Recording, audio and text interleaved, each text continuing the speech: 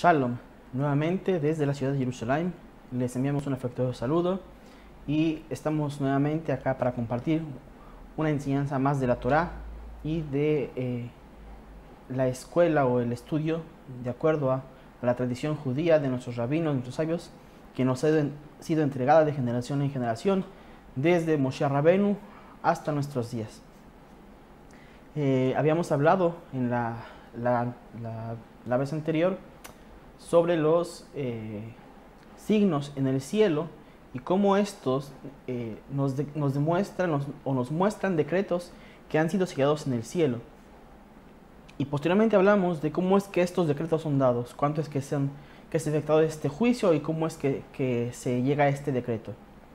Y hoy vamos a continuar un poco con las señales que los sabios nos enseñan que hay que ver, que hay que mirarlas, y cómo esto tiene consecuencias de actos de injusticia que han sido efectuados en la tierra, entre los pueblos.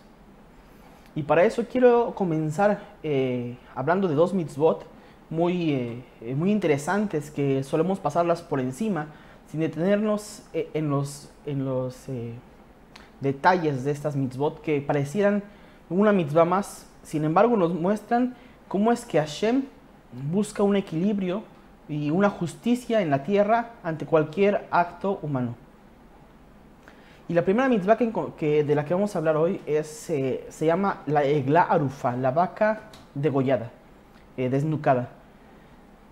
Esta mitzvah nos dice que cuando se encuentre en el campo a una persona fallecida y no sabemos quién fue el asesino, para eso tenemos que recordar que de la Torah hay una pena de muerte para los asesinos. Alguien que toma una vida, su vida tiene que ser tomada. En el Masejet Sanedrín se nos explican diferentes, procedimientos que tienen que pasar para que una persona pueda ser ejecutada de muerte. Y explican los sabios que era un poco difícil llegar a esto porque había muchas condiciones que tenían que haber. Tenía que haber dos testigos en el momento de la acción.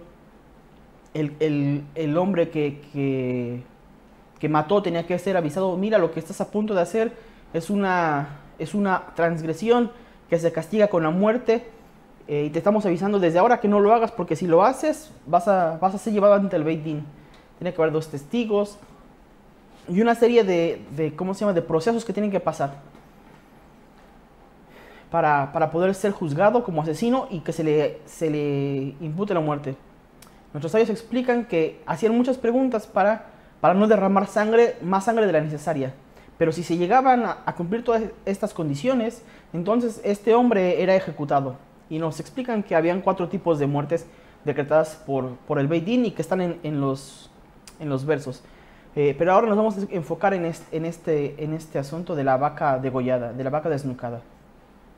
Entonces, cuando encuentres un hombre en el campo y no sabes quién lo asesinó, y se van a tener que buscar los hombres de la ciudad más cercana, van a contar los pasos desde ahí hasta la ciudad más cercana, y los ancianos de esa ciudad, los ancianos, entendamos el Beit Din, la corte de justicia, como los ancianos, tienen que llevar una vaca a ese lugar y degollada, y decir: nosotros no sabemos quién lo hizo, pero que la sangre de nuestro hermano que ha sido derramada en este lugar no sea sobre nosotros. ¿Por qué?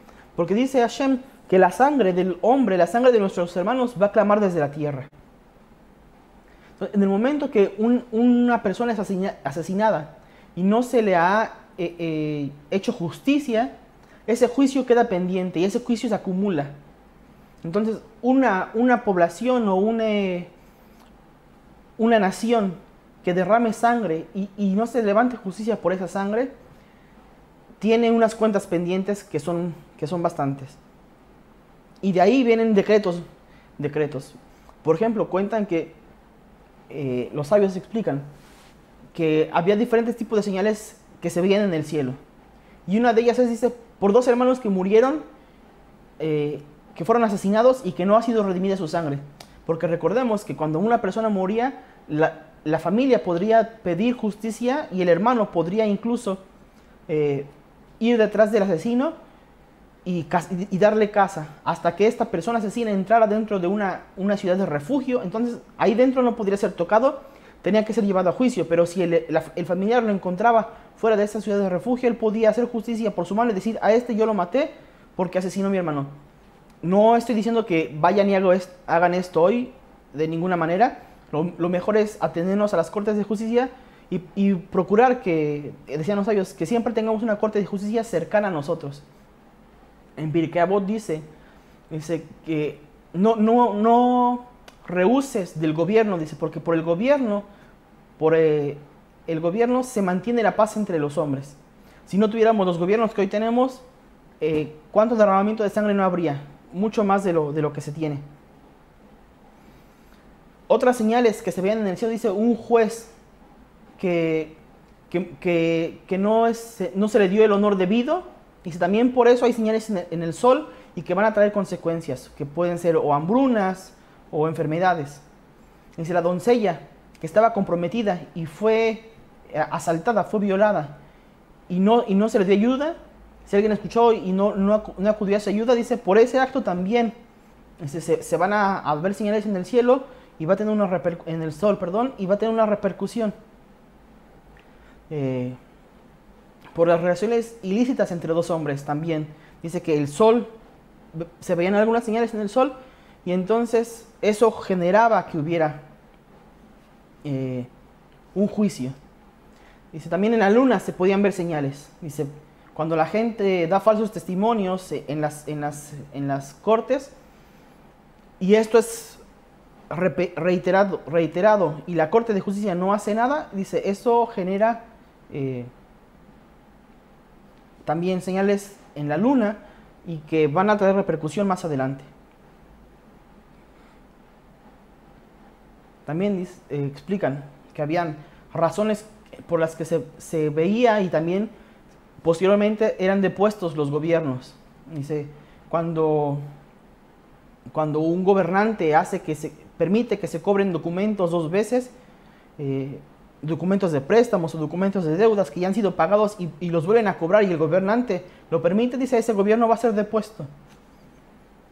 Cuando el gobernante, dentro de Israel, dice, cuando el gobernante permite que la gente preste con intereses, dice también, la gente que preste con intereses genera que esto traiga un desequilibrio en la justicia. Cuando no exiges a los demás que guarden las mitzvot de Hashem, también esto genera un desequilibrio en la justicia y traía también consecuencias. Y si la gente que promete que va a dar una ayuda para los pobres y al final no la da, dice también, el que promete en público y después no lo cumple, genera también un desequilibrio en la justicia y Hashem se va a hacer cargo de esa justicia. Dice que los sabios, que las señales en el sol van a ser para las naciones y las señales en la luna van a ser para el pueblo de Israel. Y entonces explica, dice, cuando veas una luna roja, dice, tienes que saber cuando veas una luna roja que se acerca un mal decreto sobre Israel. Recuerdo que hace algunos años, 4 o 6 años, no recuerdo ahora exactamente cuántos fueron, pero que hubo un periodo en el que hubieron 4 lunas rojas. Y todo el mundo decía, wow, no, se vienen decretos fuertes, se vienen seguramente guerras. Pensaban en lo peor. Lo que no sabían es que justamente esas lunas rojas habían caído en las fiestas judías. Y sí, dicen los sabios, dice la luna roja cuando la veas, dice es una señal para Israel que tiene que hacer teshuvá. Pero justamente esas lunas rojas fueron dadas en la fiesta de Pesaj y de Shavuot. Y Baruch Hashem, el pueblo de Israel en esas épocas, incluso la gente un poquito más alejada de la Torah, incluso se acercan en esa época para festejar, para estar un poco más acercados. Y Baruch Hashem pasaron 4 lunas rojas y ninguna tragedia ocurrió. Explican los sabios, dependiendo de dónde veas las señales de la luna o del sol, si en el este o al oeste, en el norte o en el sur, dice, son señales que tienes que tener en cuenta porque te están avisando de qué tan pronto va a llegar ese decreto. Pero otra vez, repito, pasaron los años y el decreto nunca llegó. ¿Por qué? lo que decíamos la vez pasada, que un decreto para mal puede ser revocado, pero un decreto para bien siempre se va a cumplir. Explican los sabios, dice que cuando el pueblo de Israel ve una señal tiene que preocuparse. Y explican los sabios por qué. Dicen, cuando ves tú en una clase que el maestro agarra la regla y les va a empezar a repartir reglazos a los muchachos, ¿quién tiene más miedo? Dicen, por una parte puede ser que el más distraído tenga más miedo. Sí, pero por otra parte puede ser que el más inteligente diga, el maestro espera más de mí. Entonces, si espera más de mí, tengo que ponerme ahora más despierto. Dice, eso es lo que tiene que pasar con el pueblo de Israel. Cuando Hashem envía las señales, tenemos que despertarnos y tenemos que hacer teshuvah. Tenemos que acercarnos a Hashem y tratar de anunciar las mitzvot entre nuestros hermanos, de guardar las mitzvot, de buscar esta justicia que esté en nuestras manos y de hacer el menor número de transgresiones que se pueda, porque dependiendo de eso podemos traer un equilibrio en la justicia o un desequilibrio. Dice en Masejet Kiddushin, dice que un hombre siempre se vea que está en la mitad y que su próximo acto lo puede llevar al desequilibrio de la justicia o a la justicia. Dice que no solamente piense en sí mismo, sino que piense en la nación o en el pueblo. Dice que en su ciudad. Si yo hago este acto malo, puede ser que con este acto malo equilibre la balanza de la injusticia sobre nosotros, no solamente sobre mí. O si hago este acto bueno y equilibre la balanza de la justicia sobre nosotros, y entonces Hashem nos permita la tranquilidad. Quiera Hashem que cada uno de nosotros podamos enfocarnos y equilibrar hacia la justicia y aumentar la paz en el mundo. Que estos malos decretos que estamos viendo en este momento sean revocados y que con la llegada del nuevo mes podamos nuevamente alegrarnos en estos días que también son de duelo para el pueblo de Israel. Estamos por llegar a la rememoración de la destrucción del Santo Templo y que podamos pasar este día y estos ayunos con tranquilidad, pero con reflexión también. Que podamos hacer esa reflexión, esa introspección que nos lleve a que Hashem nos permita prontamente ver su templo reconstruido. Desde Jerusalén les saluda Yedid Muller, esperando que se encuentren bien y refuah shlema para todos los hijos de Israel y todas las naciones donde quiera que se encuentren. Nuevamente les invitamos a que nos dejen sus comentarios, sus dudas, pues este es un espacio que queremos que sea didáctico y abierto a todo público. Desde la ciudad de Jerusalén les enviamos un saludo. Shalom.